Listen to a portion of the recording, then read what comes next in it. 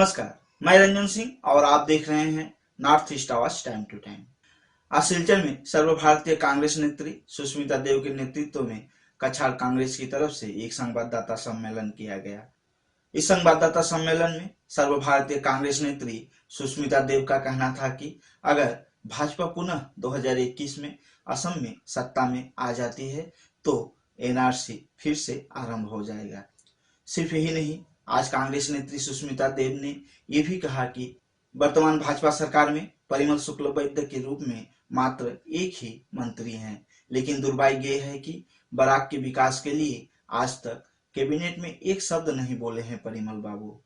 इन सब के साथ साथ आज सर्वभारतीय कांग्रेस नेत्री सुष्मिता देव ने यह भी कहा कि विधानसभा चुनाव के मद्देनजर कांग्रेस जनहुंकार रैली का आयोजन करने जा रही है। अगले 4 फरवरी को धौलाई विधानसभा क्षेत्र में जनहुंकार रैली के माध्यम से कछार कांग्रेस अपना शक्ति प्रदर्शन करने जा रही है। इस दौरान और क्या कुछ बोले कांग्रेस के नेताओं ने, आइए देखते हैं सिलचर से हमारे संवाददाता अजित दास एवं रानू दत्त का इस रिपोर्ट से।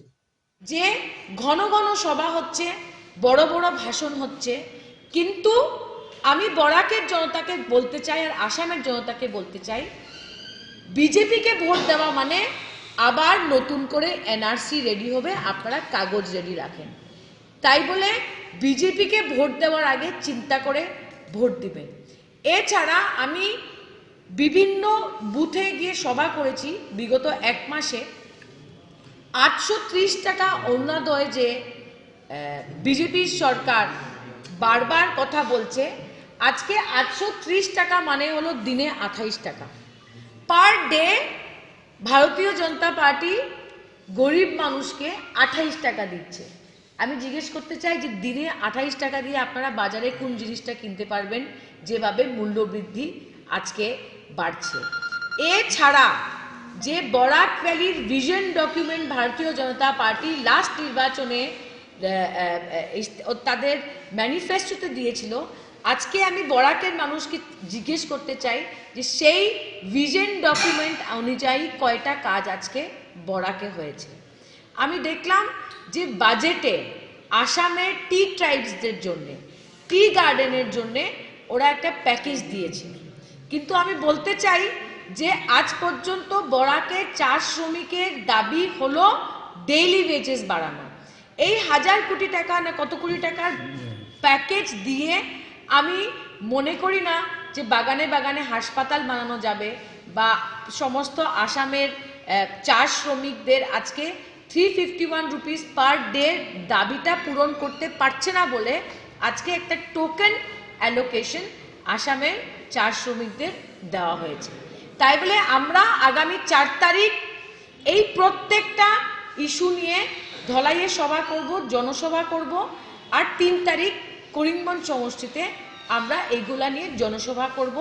এবং আমরা আসামের মানুষকে এটা কথা দিতে চাই যে আমাদের ম্যানিফেস্টোটা জনতা লিখবে, সরকার লিখবে, কোনো পার্টির কোনো লিডার লিখবে না, কিন্তু আম জনতা লিখবে। এটাই সিদ্ধান্ত হয়েছে গুয়াহাটির রাজীব ভবনে 28 তারিখে। এবং আমরা জনসাধারণের মধ্যে গিয়ে তাদের দাবি কি সেটা জানার পরে আমাদের ম্যানিফেস্টো লিখব, এবং যেটা আমাদের পক্ষে করা সম্ভব হবে সেটা আমরা করব, যেটা আমাদের পক্ষে করা সম্ভব হবে না এটা আমরা করব না।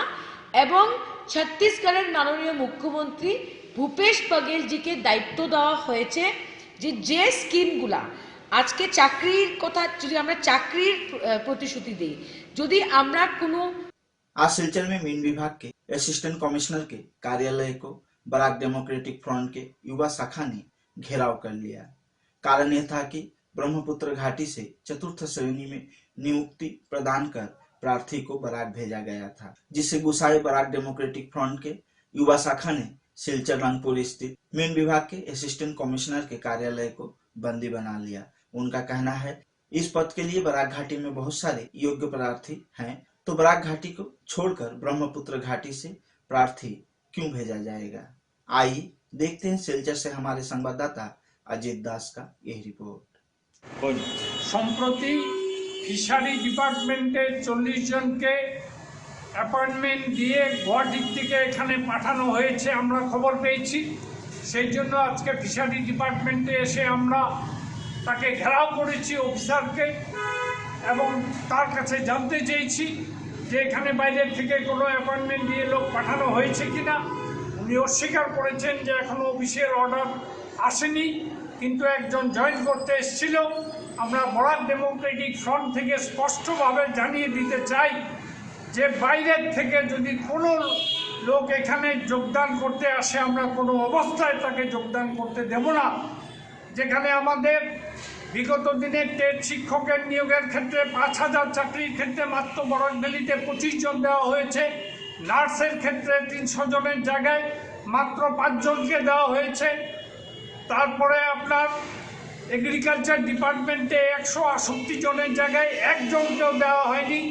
এপিএসসিতে 30 জনের জায়গায় আমরা বরাক উপত্যকা থেকে 1 জনও পাইনি।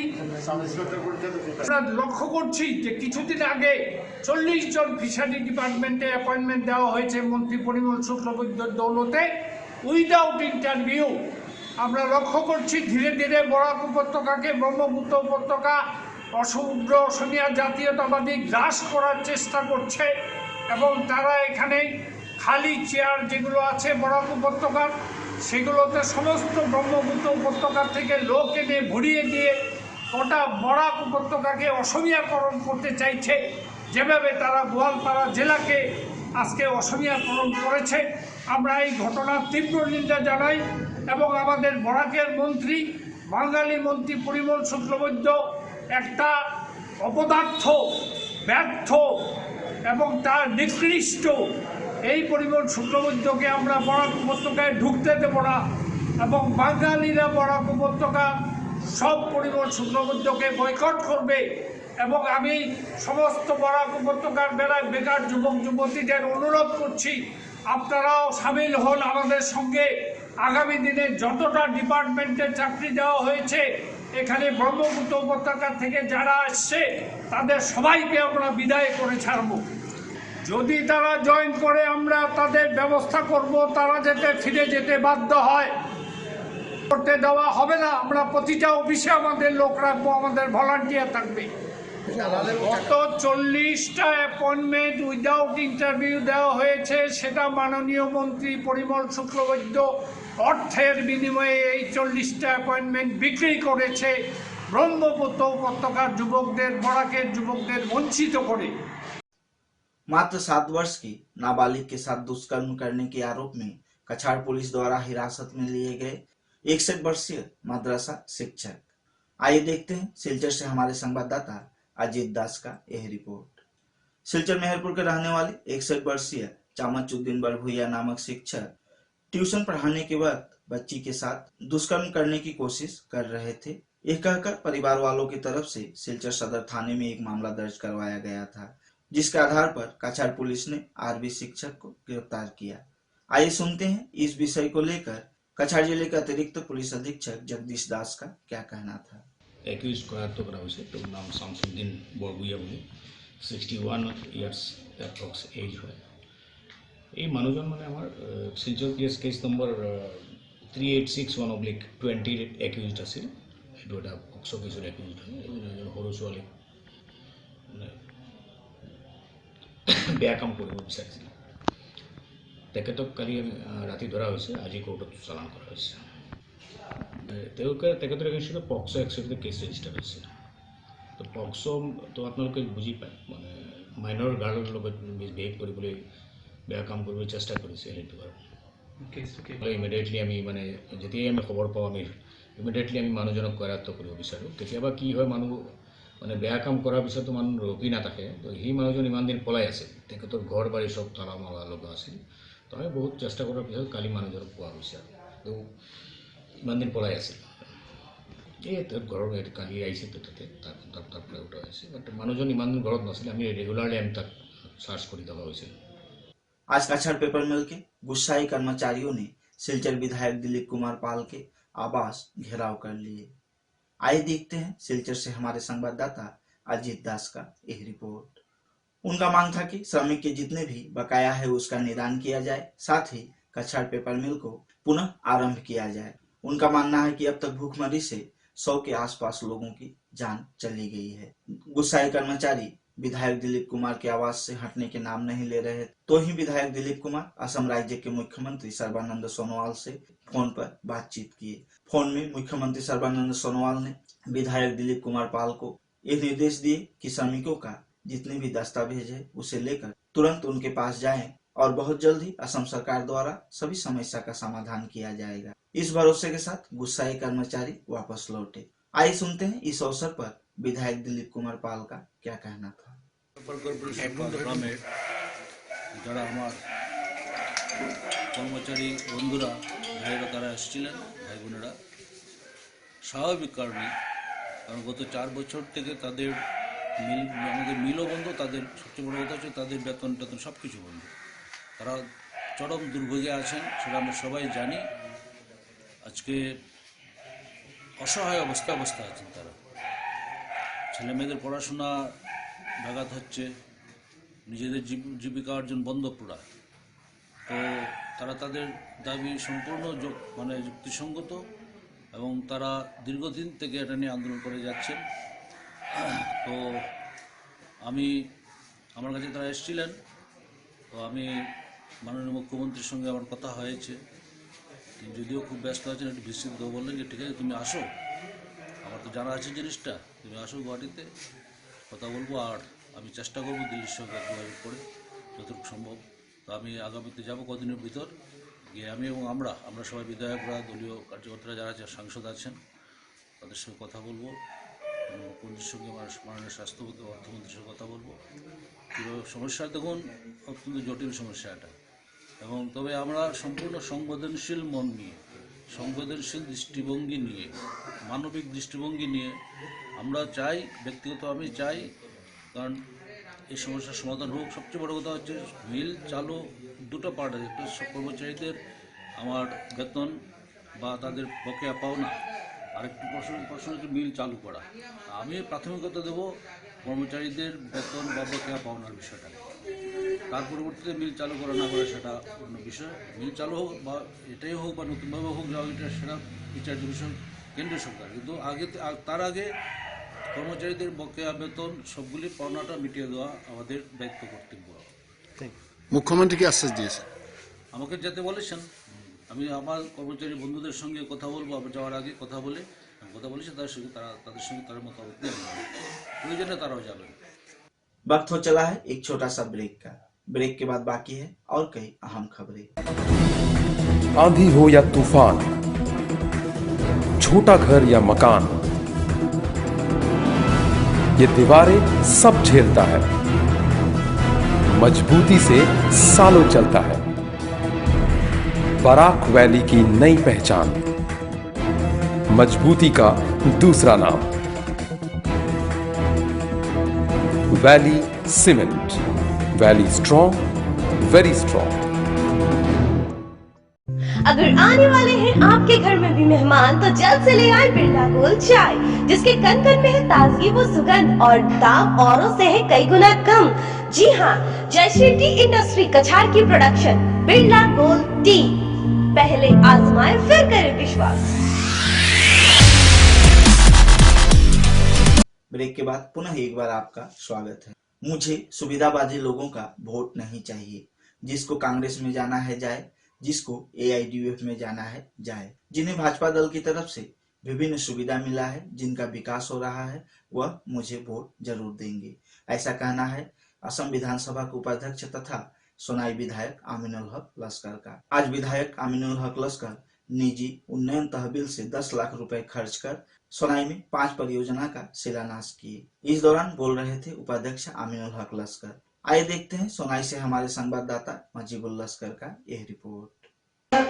আজকে অনেকে আমাদের আপনাদের এখানে 2 লাখ টাকা দিয়েছি, 2 লাখ টাকা আপনারা অনেক সন্তুষ্ট, কারণ আপনাদের প্রতি আপনাদের বিধায়কের প্রতি আপনাদের মায়া দরদ আছে, কারণ আপনারা বিধায়ক করেছেন। আর কেউ বেশি দিলেও তারা সন্তুষ্ট হয় না, এটার মধ্যে ডিফারেন্ট হয়েছে। আজকে এই যে দেওয়ার পরে, বেশি দেওয়ার পরেও সন্তুষ্ট হয় না, আর কম পাইলেও আপনারা কিছু মানুষ সন্তুষ্ট হয়ে যায়। হ্যাঁ, আজকে এদের উদ্দেশ্যে আমি বলছি যে এর আগেও তো আরো বিধায়ক ছিলেন, আপনাদের মায়ার দলের বিধায়ক তো ছিলেন, কংগ্রেসের বিধায়ক ছিলেন, সমাজবাদীর বিধায়ক ছিলেন, কি হয়েছে সোনাই ডেভেলপমেন্ট? আজকে বিজেপির বিধায়ক, বিজেপি সরকারের সময় সোনাই সমস্যা কতটা উন্নত হয়েছে একবার দেখা দরকার আছে। শুধুমাত্র যে আমাদের দল, এই দল ছাড়া আমরা বাঁচতে পারবো না, ওদের আগেও দেখেছেন এই দলে আপনাদের কি করেছে। আর এই ভারতীয় জনতা পার্টির সরকার হওয়ার পরে সোনাই সমষ্টি যতটা উন্নয়ন হয়েছে, এর আগে কিন্তু আপনাদের মায়ার দলের বিধায়করা ছিলেন, কিন্তু এই উন্নত হয়নি। আজকে বিনামূল্যে রেশন পাচ্ছেন, জনপ্রতি 5 কিলো করে পাচ্ছেন, ঘরে করে ল্যাট্রিন নাই, ল্যাট্রিন পাচ্ছেন। আজকে সৌভাগ্য যোজনার মাধ্যমে যে আপনার সিলিন্ডার পাচ্ছেন, আপনারা কোনোটা তো প্রত্যাখ্যান করেননি। ভারতীয় জনতা পার্টি যেগুলা দেয় ওইগুলো তো আপনারা রিসিভ করেন। আর শুধুমাত্র ভারতীয় জনতা পার্টি বিজেপিকে পত্র বলে ভোট দিতে বড় অসুবিধা হয়ে যায়। হ্যাঁ, এর জন্য বলছি যে আগামীতে সরকার আরো একবার বিজেপির হবে, আরো একবার সরকার বিজেপি হবে। 100 সিটের অধিক নিয়ে সরকার হবে, 100 সিটের অধিক নিয়ে সরকার হবে। আর যারা ওই সমষ্টি থেকে আমাদের সরকারের সময় উপকৃত হয়েছেন, তারা সবাই ভারতীয় জনতা পার্টির দলকে বিধায়ক মানে দলের প্রতীক চিহ্নে ওরাই ভোট দিবে। সুবিধাবাদের কোনো দরকার নাই, সুবিধাবাদের ভোটের কোনো দরকার নাই।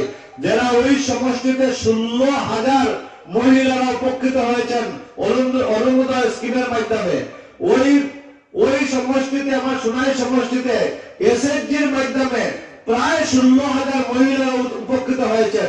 ওই মহিলা হিন্দু হোক কিংবা ওই মহিলা মুসলমান হোক, এই আমার সোনাই সমষ্টিতে প্রায় 34,000 মানে আপনার স্বচ্ছ ভারত মিশনের মাধ্যমে ল্যাট্রিন দেওয়া হয়েছে। যারা ল্যাট্রিন পেয়েছে এরা ভারতীয় জনতা পার্টির প্রার্থীকে ভোট দিবে, যারা অরুণোদয় পেয়েছে এরা ভারতীয় জনতা পার্টির ভোট দিবে, যারা উজালা যোজনা পেয়েছে এরা ভারতীয় জনতা পার্টির প্রার্থীকে ভোট দিবে, যাদের রাস্তাঘাট হয়েছে এরা ভারতীয় জনতা পার্টির ভোট দিবে, যাদের স্কুল কলেজ নির্মাণ হয়েছে এরা ভারতীয় জনতা পার্টির ভোট দিবে। আপনারা সুবিধাবাদের ভোটের কোনো দরকার নাই। আপনারা যান ইউটিউব করেন, কংগ্রেস করেন, কোনো অসুবিধা নাই। আপনাদের সংখ্যা অতি নগণ্য, আর আপনাদের সংখ্যা অতি নগণ্য। আজকে ভারতীয় জনতা পার্টি আজকে সোনাই সমষ্টিতে অনেক কাজ করেছে, অনেক মানুষের আশীর্বাদ দোয়া আছে। कछार जिला प्रशासन एवं रोजकांदी चाय बागान के तत्वावधान में रोजकांदी चाय बागान में चाय बागान धन पुरस्कार मेला का आयोजन किया गया। इस अवसर पर 1270 चाय श्रमिकों में अनुमोदन पत्र वितरण किए गए। मौके पर कछार जिले के जिला परिषद चेयरमैन अमिताभ राय तथा रोजकांदी चाय बागान के महाप्रबंधक ईश्वर भाई वाडिया उपस्थित थे। आइए देखते हैं। उसी बात को आगे बढ़ाते हुए हमारे राज्य सरकार भी हमारे चाय बागान में रहने वाले सभी भाइयों के लिए एक एक करके बहुत सारी योजनाएं लेकर आई हैं। अभी जैसे कल ही पार्लियामेंट में बजट रखा गया है और इस बजट में चाय बागान के लिए 1,000 करोड़ रुपए घोषणा किया गया है। वो विभिन्न सरकारी माध्यम से चाय बागान के लोगों के उत्थान के लिए वो पैसा काम में लगाया जाएगा। कल ही हमारे वित्त मंत्री डॉक्टर हिमंत बिस्वा शर्मा जी ने घोषणा की है कि जो भी बच्चे स्कूल में पढ़ते हैं उनको किताब खरीदने के लिए 1,500 रुपया उनके अकाउंट में डाला जाएगा, जो बच्चे हाई स्कूल में पढ़ते हैं। सिर्फ यही नहीं, ये तो चाय बागान के लिए जो विशेष कुछ स्कीम्स थे मैंने उसके बारे में बोला। बाकी जितने स्कीम्स दूसरा जगह जो लागू होते हैं वो चाय बागान में भी लागू होते हैं। सरकार की इतनी सारी परियोजनाएं हम लोगों के लिए है कि हम लोग गिन के भी खत्म नहीं कर पाएंगे। इसका मैं चाय बागान के संदर्भ में बोलता हूं, इन सब का अर्थ यही है कि हम सब चाय बागान में रहते हैं और ये चाय बागान हमारी संपत्ति है।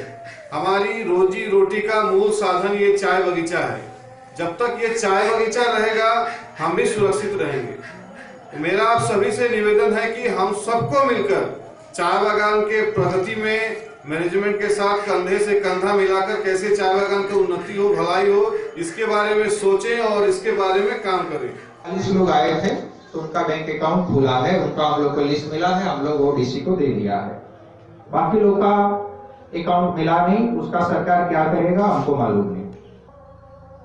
तो वो हिसाब से हम लोग ने सबमिट कर दिया था लिस्ट डीसी ऑफिस में। और वो हिसाब से अभी घुंघुर में मातृभाषा स्वाभिमान समिति बराक घाटी का बैठक संपन्न हुआ। बैठक के दौरान कार्यकारी अध्यक्ष दिलीप कुमार ने आने वाले जनगणना में अपनी मातृभाषा लिखवाने की अपील की। आइए सुनते हैं। हमारे देश में प्रत्येक 10 वर्ष पर जनगणना होती है। आज़ादी के बाद से ये 8वीं जनगणना का काम शुरू होने जा रहा है। तो ये जनगणना के दौरान विभिन्न प्रकार के आंकड़े लिए जाते हैं, साथ ही मातृभाषा के बारे में भी लिखा जाता है। ये बराक घाटी में हिंदी भाषी जनसंख्या कम से कम नहीं तो 1/3 होगी, और लेकिन जो सरकारी जो आंकड़ा है उसमें हमारी जनसंख्या नगण्य है।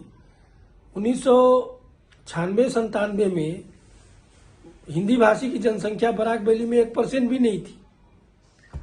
हम लोगों ने 2000 में इसके लिए एक अभियान चलाया था, फिर 2010 में 11 में जनगणना के लिए जनजागरण अभियान पूरा बराक वैली में चलाया था।